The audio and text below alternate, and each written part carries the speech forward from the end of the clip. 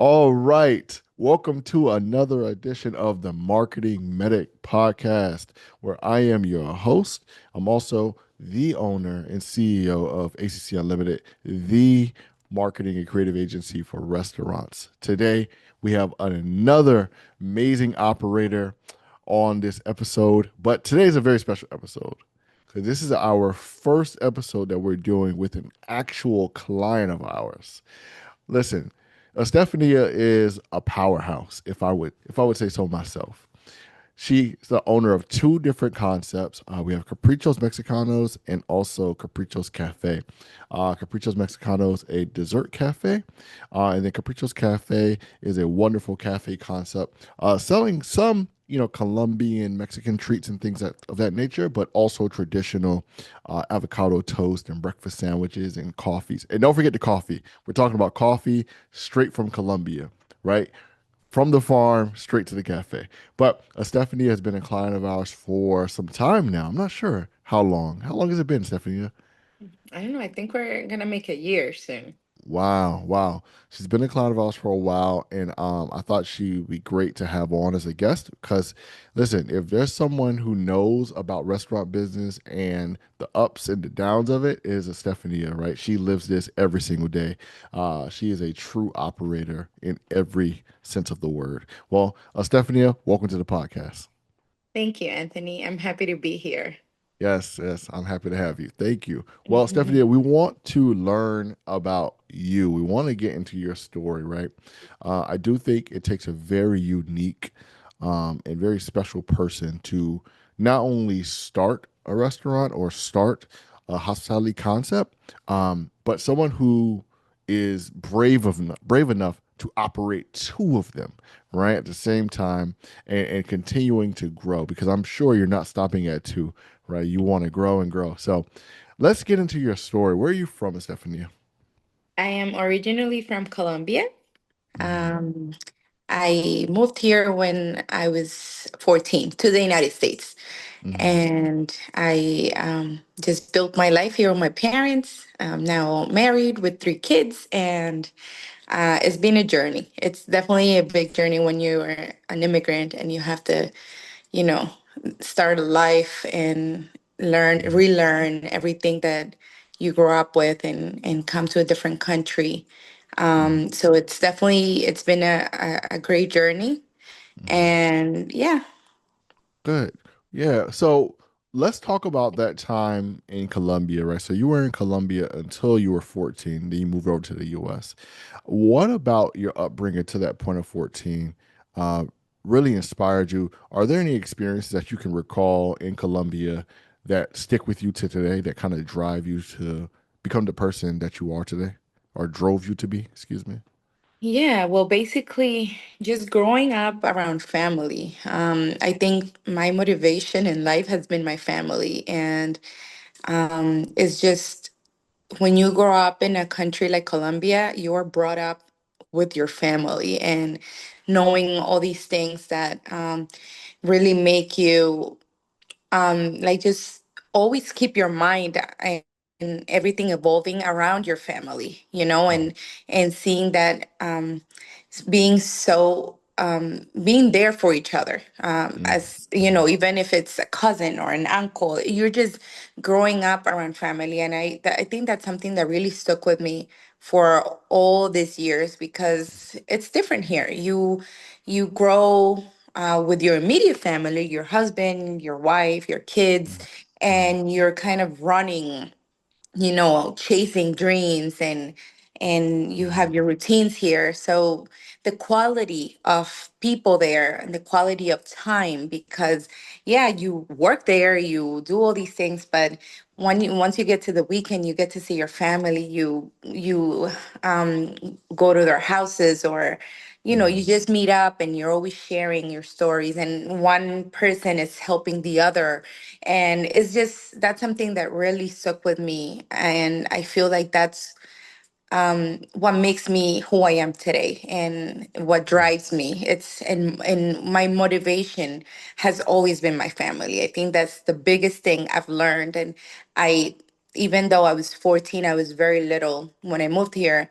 I it's just in me. It's in my blood. It's something that it if you have to describe me as a person, you probably are going to know that I'm a very familiar Hmm. person. My parents are my everything and Yes.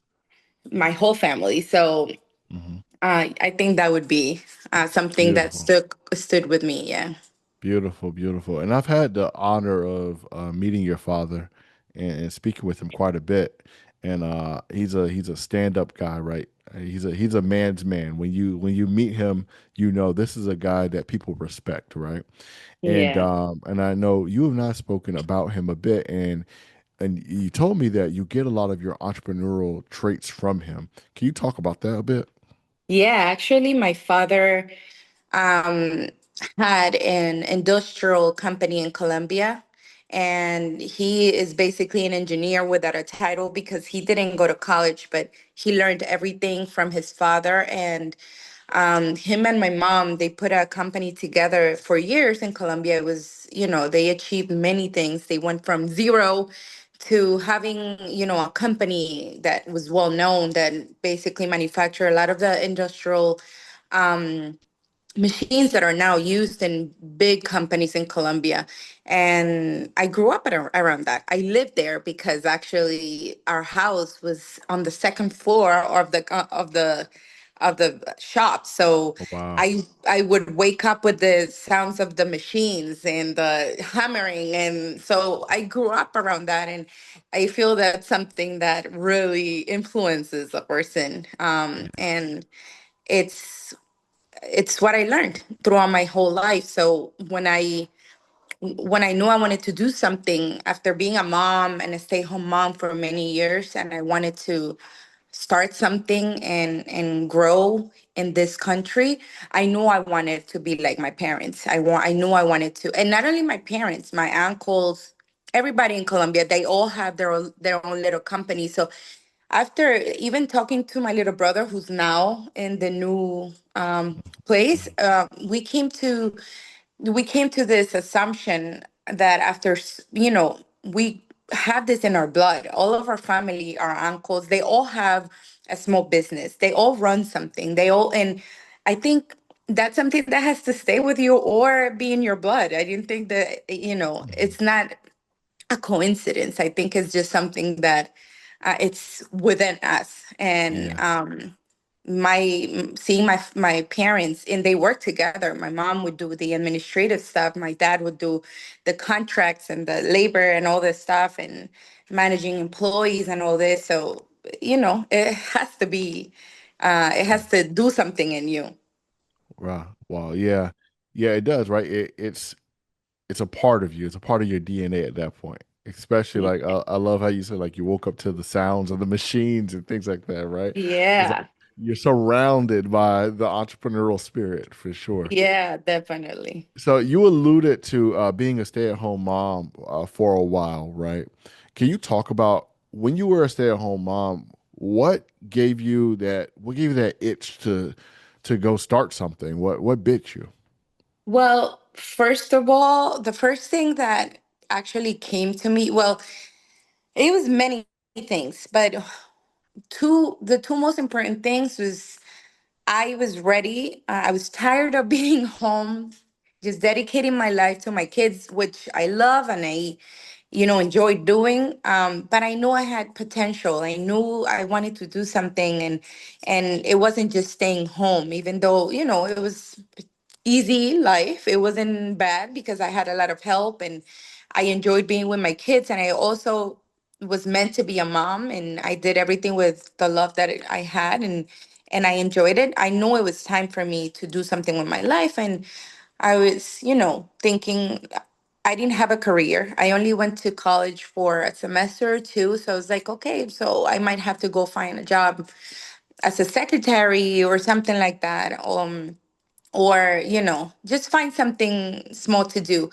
At that time when I was feeling like that, my dad was leaving in another state and he was struggling. So I was talking to him, and he didn't want to tell me what was going on, and I had to find out my way. And when I found out what was going on, That gave me the motivation to do something to help my father. So I told him, move to Florida. He was living at Texas at that time. And I told him, why don't you come down here and we'll figure something out. We'll do something, and I'll see what I can help you with. In the beginning, I said, well, what can I do to help him? And he would tell me, oh, let's put something. He's always known about machines, about cars, and about this. And so he'd be like, maybe a small shop, like a small car shop, or. And I saw him with his age. I mean, he's not a very old person, but I didn't want him to start something so physical at this point. So, and I said, well, I want to do something with my life too. Why don't we do something that we can both share? And then it came to my mind, an ice cream shop, because I had a friend who owned an ice cream shop, and I admired them. They had started from zero and built themselves up, and I would go visit them, and it was a very nice place to be. I really liked the atmosphere, and I always like saw me doing something like that when I would go there. I'd be like, I could really do this and enjoy it. So we started thinking about it, and that's when it all came to mind, when I really wanted to help my dad, do something for him, but also do something for myself. Mm. Wow. Okay. So great. So you have the idea of Caprichos Mexicanos, and then you guys go at it, right? W- What were you expecting, right? Jumping into the restaurant business, the hospitality business, and then what did you get? Well, it was a lot of things. We were coming out of COVID, so it was a hard time for a lot of people. And well, we said, well, first of all, we didn't know. We knew that we had to make our own ice cream. We had to make a difference. And we had no idea how to make ice cream. Like I said, my dad had an industrial company. We've always cooked. We know about food, but just at home and whatnot. So we knew we needed to learn how to make ice cream. So that's where we started looking at, okay, it's not a secret. There should be places you can go to learn. And because we wanted to stay in the Hispanic area, we wanted to learn from Hispanics. So we went to Mexico to learn, and we did. We were there for about a month, and we took classes at a school with a chef, and it was it was a lot of information, but at the end of the day, they didn't teach us exactly how to make our ice cream from scratch. So we thought that that's what we were going to learn, but they actually taught us how to take a base and Mm, mix it with other things, and then ice cream would be the result. Now, we didn't want to do that. We wanted to do everything from scratch. And it was a long process. mm, So we went from, oh, yeah, we're going to go learn. We went to Mexico, learned, and we had a lot of material to how are we going to make this base? How are we going to do this? And so it took us about a year, which was the time where we were trying to found a shop, and we said, well, we'll build it and it'll be a couple months and we'll be able to open. This transformed into being a whole year wow. trying to open, paying for rent, paying for everything, and just sitting and waiting for the city to tell us, yeah, you're ready to go, or you just need to make a small change. But basically, I was also pregnant at this Oh time my. because even though I wanted to start and do my own thing, I did. Get pregnant, Mm, and I was going through all of this while being pregnant. So at the end, it was like 2 months before having my baby that I was desperate, and I went to the city to beg them, and I said, what else do you need? Please come. They had never, you have to go through inspections to be able to open a place. They had never shown up, not even once, to wow. check, to tell us everything is right or everything is wrong or you have to make these changes. We didn't know. We thought we had done everything right because we hired somebody, a professional with a license. So we thought everything has been done right. But they hadn't seen the project. They hadn't, so we didn't know what to expect. And after months and months and months, my last resort was going there and begging them. And I guess Wow. they saw me all pregnant, and they said, well, let's do something for this girl. And then the day after, they showed up, and it was only a few other steps until we got our license. But when you start, you think, oh, you only need a few thousand. Yeah. If we can do, let's say at 20,000, $30,000, we buy machinery, we do this, we do that, and then we'll be able to open. No, there is nothing. It's nothing like that. It's Yeah. nothing like that. From learning how to make our ice cream and making many mistakes, because we ruined a lot of ice cream. We were like lost in space trying to do this, to finding other people who would guide us in this process, to building the place from scratch because it was an empty space. We had to build it. Um, Giving it our touch and just waiting there. My dad would go sit there for days. Like every day, he would just go sit there in hopes. And I feel like that did a lot too, because people had expectations. The clients, they would pass by and they would see the place close, and my dad would come out. He's very welcoming, he's very talkative. Yes, he So is. he would come out and be like, hey, we're gonna open soon. Making our own ice cream. So I always try to look at the bright side of everything, and that did help us.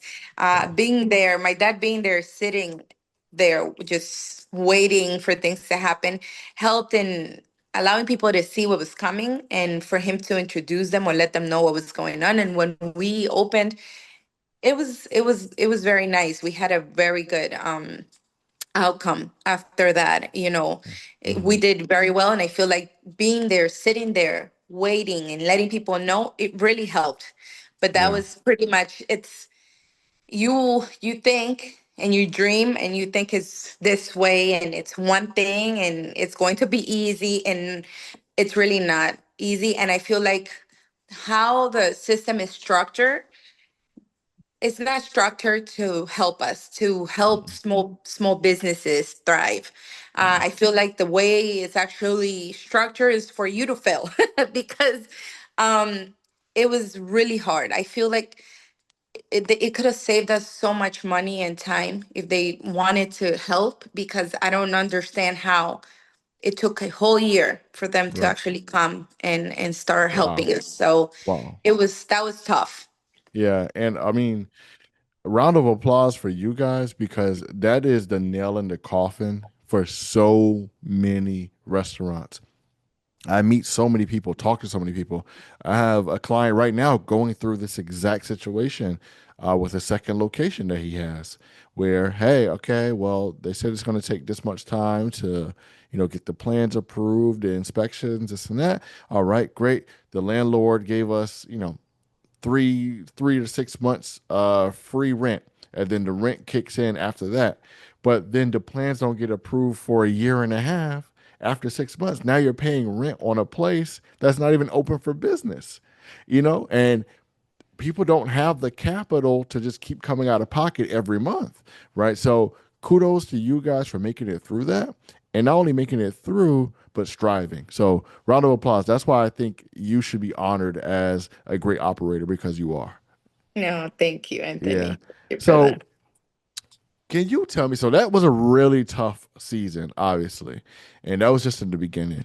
If you can think about it, if you could share with me and the listeners, if you had to think about one top lesson that you've learned through your entrepreneurial career, what would that be? Um, I think I want to share this. And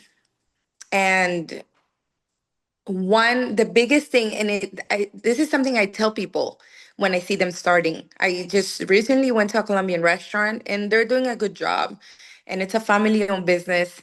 And the place was empty at lunchtime, and I went in there and I told them, "You have a good product, you have potential, but if you want to succeed today, you need to market online.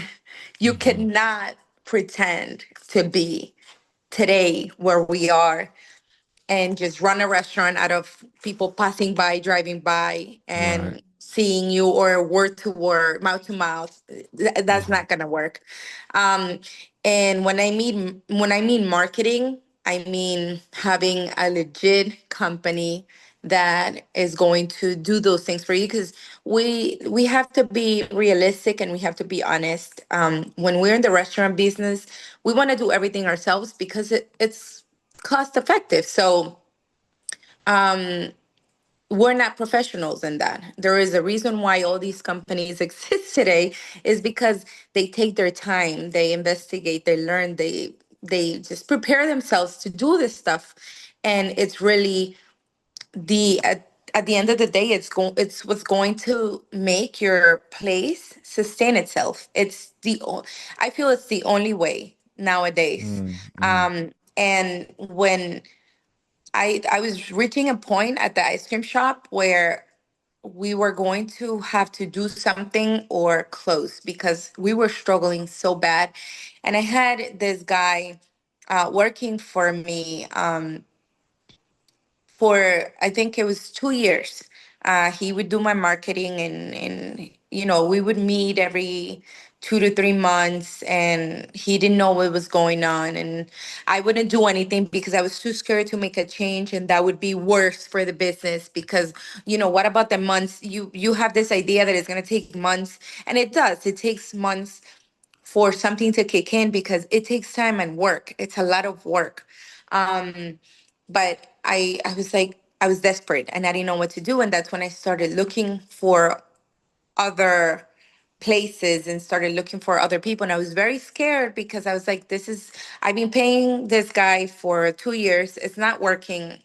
It's We would have things that would go viral, and then he would tell me, no, this is going to help and we're going to see change, and we never had reports, we never had meetings. It was just like, it was very unprofessional, and it should have been something that clicked on me and said, there's something wrong here, you should do something, ask for reports. But I was new in this business, so I didn't know. I thought that was the normal. I was very misinformed, and I didn't at that point I was too scared to do anything. But I said, I like to take risk. That's what I've mm. done my whole life.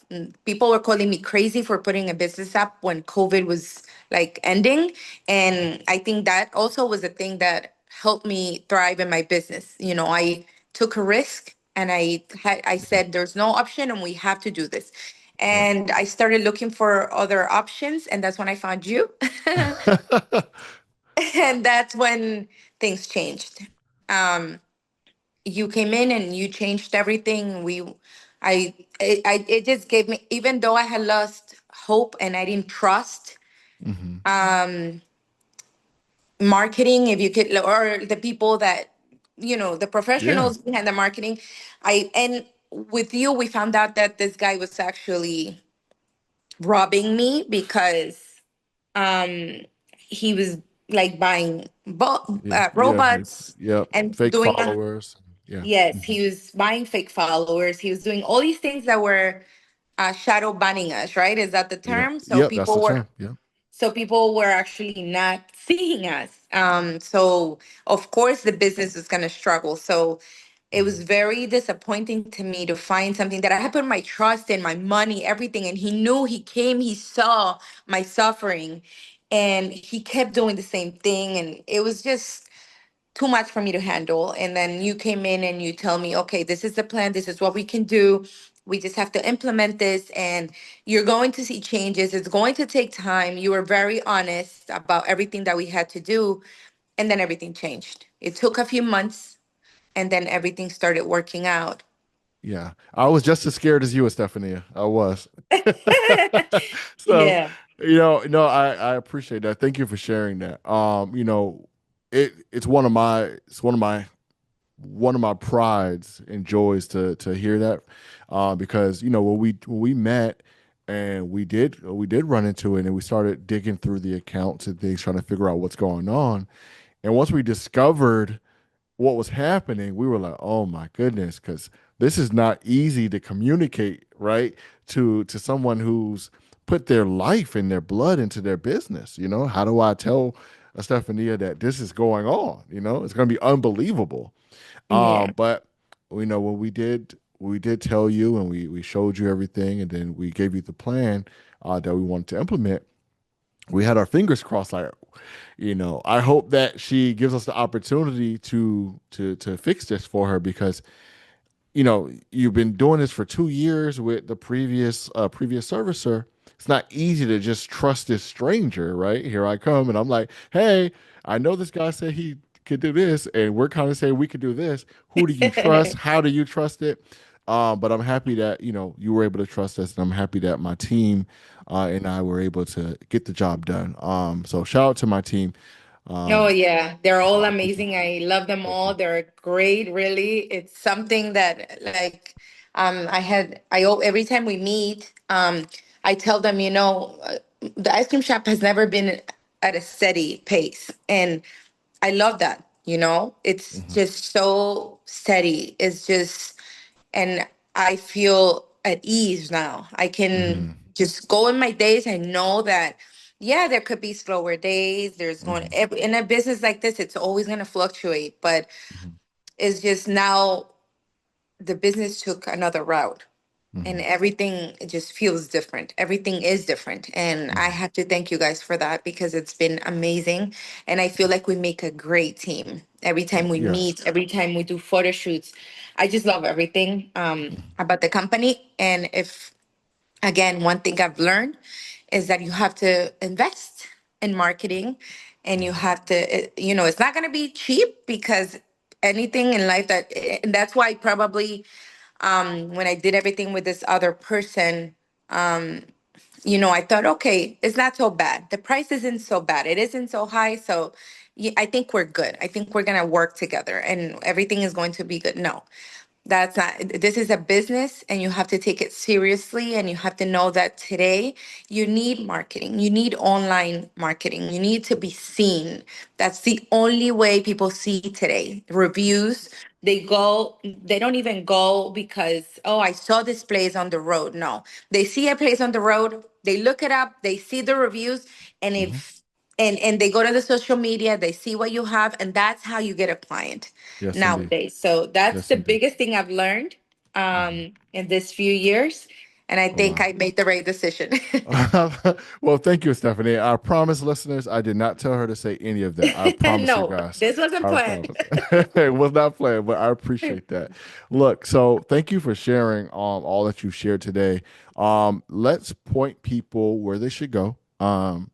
To enjoy some great desserts at Mexicanos, and then also maybe some breakfast, some brunch, some lunch out at a cafe. So let's give the information for Mexicanos and cafe, please.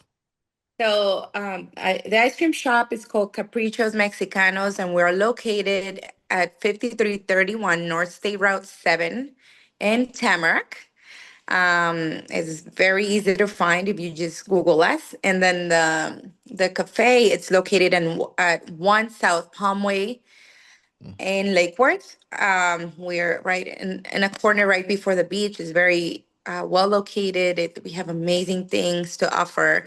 And yeah, come visit us. Yeah, It's a please. family run business. Please do so. And if you're looking for something, you're looking for a recommendation, do try the strawberry con fresca. It's my favorite thing. I love it. All right. It's my I get it every She single time always I gets go. that. It's my thing. I have to have it. I actually want it right now. But thank you, Estefania, for joining the pod and sharing your story. I think whoever's listening to this and watching this will find some valuable information here. Lots of value and lots of inspiration. So thank you for sharing your story. I appreciate it. No, thank you so much for having me, Anthony, and thank you for everything. Of course, of course. All right, guys. Well, this has been another edition of the Marketing Medic. Thank you for listening. And guys, please like, share, subscribe, all the good stuff. Share this with a friend. Share this on your social media. You see our clips going on Instagram. Hit that share button, hit the save button, leave a comment, say something nice, all that good stuff. Thank you guys. Peace, blessings, cheers.